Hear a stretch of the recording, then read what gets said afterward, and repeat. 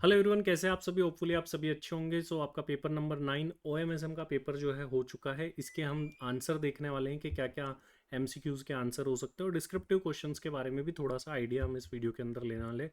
आप लोगों के एग्जाम चल रहे हैं तो बिना टाइम वेस्ट करे क्विकली इनके आंसर्स देखते हैं। देखिए किसका क्या क्या आंसर आ रहा है। वो आंसर्स मैंने बना लिए हैं, निकाल लिए हैं, तो देख लेते हैं। सबसे पहला क्वेश्चन का जो आंसर है वो है इसका maintenance management is the correct answer, first वाले का। फिर उसके बाद में आईएसओ से फिक्स ही एक एमसीक्यू हमेशा आता ही है, वही पैटर्न फॉलो होते हुए एमसीक्यू आया है। तो इसके अंदर आपसे पूछा गया था quality assurance in final inspection test. इसका आंसर इज द बी, 9003। ये बड़ा सिंपल सा था, ये मतलब प्रैक्टिकल क्वेश्चंस में है, चैप्टर नंबर 5, उसी से एमसीक्यू बना दिया गया। इसमें आप एक्चुअल आउटपुट निकालोगे 8 आवर्स का तो वो 32 आ जाएगा। फिर आपको क्या करना था, 30 divide by 32 and 20 divide by 32 करना था। अगर आप इसको सॉल्व करेंगे तो थर्ड में भी B is the correct answer. उसके बाद में देखिए प्रोडक्ट लाइफ साइकिल के कौन से में company get engaged in aggressive promotional and pricing activities. तो एग्रेसिव प्रमोशनल एंड प्राइसिंग में थोड़ा सा मेरा टैब स्टूडेंट ने ऐसे ही स्कैन करके दिया है, इसलिए ऐसा आ रहा है। तो जब कंपनी का प्रोडक्ट मैच्योर हो जाता है तो एडवर्टीजमेंट की ज़्यादा ज़रूरत पड़ती है, ऑब्वियस सी बात है, क्योंकि आप मार्केट में जम चुके हो। अब आपको ज़्यादा एडवर्टीजमेंट की ज़रूरत पड़ेगी। उसके बाद में नेक्स्ट है temporary one time endeavour undertake to create unique product और service which brings about beneficial change और added value is defined as. तो इसका सही आंसर था डी। उसके बाद में project management life cycle where the bulk of the project happen, that is execution phase. फिर which of the following is not the limitation of Gantt charts.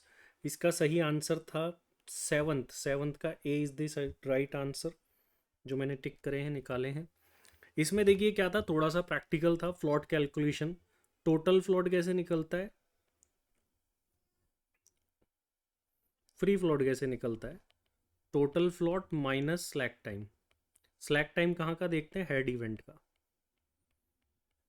ठीक है, तो यहाँ पर आपको क्या कर रखा है, फ्री फ्लॉट दे रखा है, टोटल फ्लॉट निकालना है। ठीक है, फ्री फ्लोट दे रखा है। फ्री फ्लोट कितना दे रखा है, 12। अगर आप इस फॉर्मूले को सॉल्व करो कि हम फ्री फ्लोट कैसे निकालते हैं, तो ये तो दे रखा है 12। टोटल फ्लोट आपको निकालना है minus slack time head event का, दैट इज़ 4। तो 4 को उधर ले जाओगे तो प्लस हो जाएगा जाके, तो 16 इसका करेक्ट आंसर आएगा। शाफ्ट वाला क्वेश्चन चैप्टर नंबर 7 में 6th नंबर पे है। आई थिंक ये 2 करोड़ का बस 0.10% करना था, फेलियर चांसेस से मल्टीप्लाई। तो 20 lakh is the correct answer. इसके बाद में 2650 कॉम्पोनेंट्स है, ये फेलियर पैटर्न है, तो 1 इंटू 15%, 0.15, ये 25%, 40% और 20%। इन सबको मल्टीप्लाई करोगे सबसे पहले तो, और 2650 डिवाइड बाय जो भी आपकी वैल्यू आती है उससे डिवाइड कर दोगे। इसको सॉल्व मैंने किया है, सॉल्व करने के बाद में आंसर आया है ए, 1000 is the right answer, correct answer जो निकल करके आया है। ठीक है, इसके बाद में नेक्स्ट देखते हैं, जस्ट वेट।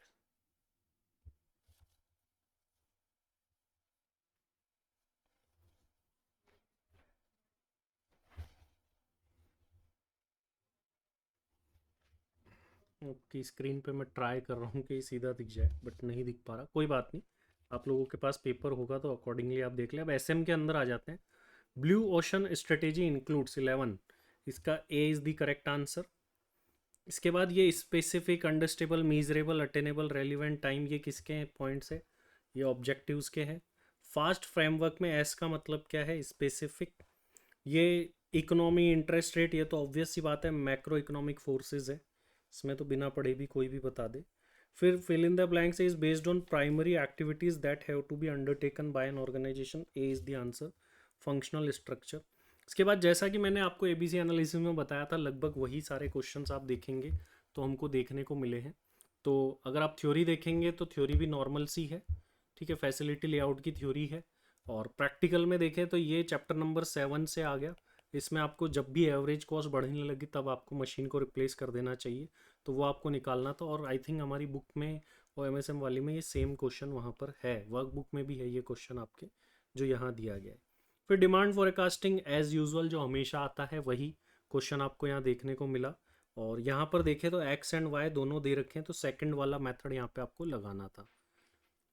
उसके बाद में असाइनमेंट का क्वेश्चन है। प्रॉब्लम देखें तो बैलेंस प्रॉब्लम है और क्वेश्चन के अंदर क्या दे रखा है, अमाउंट इन थाउजेंड्स। ठीक है, analyse assign minimise the total cost, तो मिनिमाइजेशन का क्वेश्चन था, रो रिडक्शन कॉलम रिडक्शन बना के कट करना था।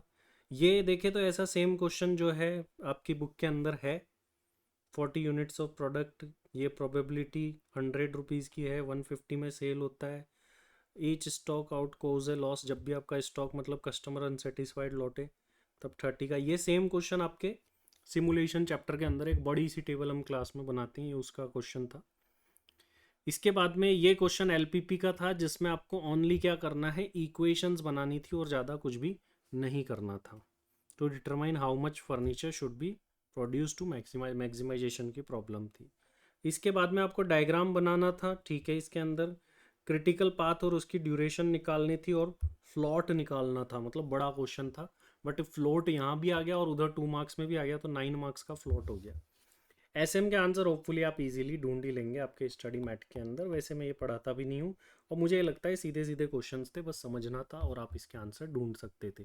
तो ये ओवरऑल आपके पेपर का एनालिसिस था। मैं ये ऐसा कहूँगा कि ये इजी पेपर्स मान सकते हैं, क्योंकि प्रैक्टिकल अच्छे खासे आ गए। एक स्टूडेंट 60 प्लस मुझे लगता है यहाँ पर इजीली ला सकता था।